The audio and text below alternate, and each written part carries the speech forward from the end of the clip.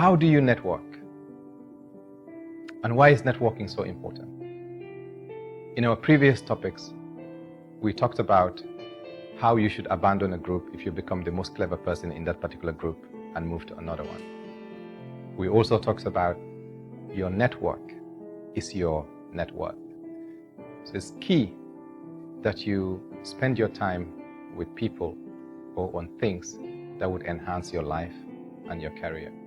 Before talking about how to network, let's look at the 5 common excuses that people use. Number 1, they don't want to ask for help. Number 2 is the fear of rejection. Number 3, they want to do most of the things by themselves.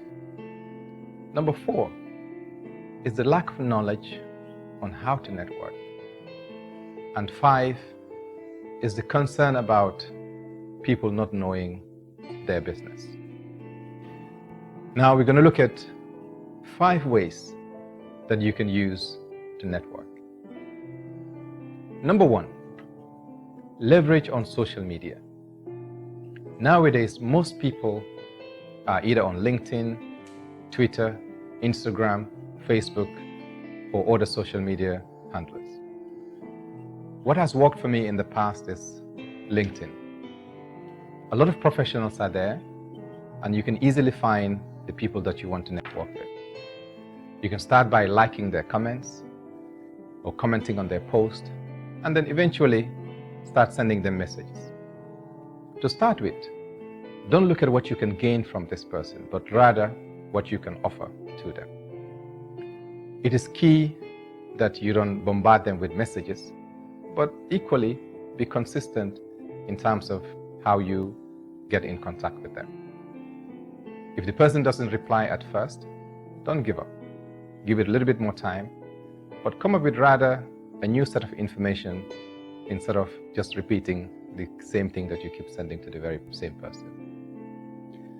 Number 2, your former employer can be of great help to you, provided that you left the job in good terms and in good harmony.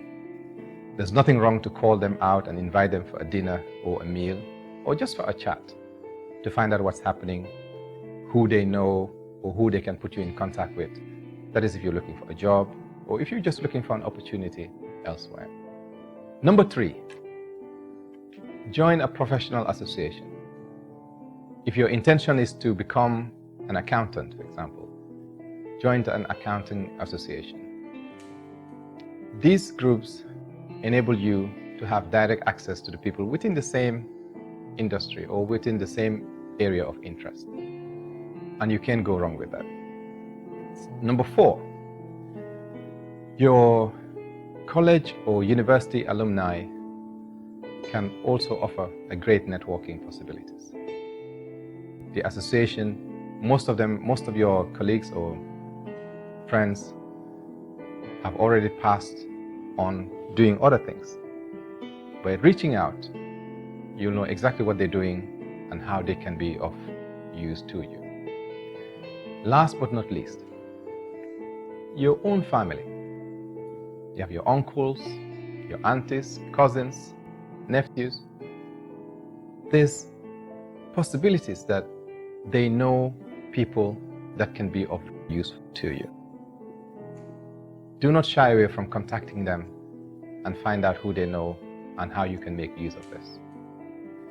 But once you finally get the opportunity to meet the person or get in contact with the person that you want to network with, remember to focus on giving as much as you want to take from them. Be present when you're in communication with them or when you're talking to them. Make sure that you're attentive to what they're saying.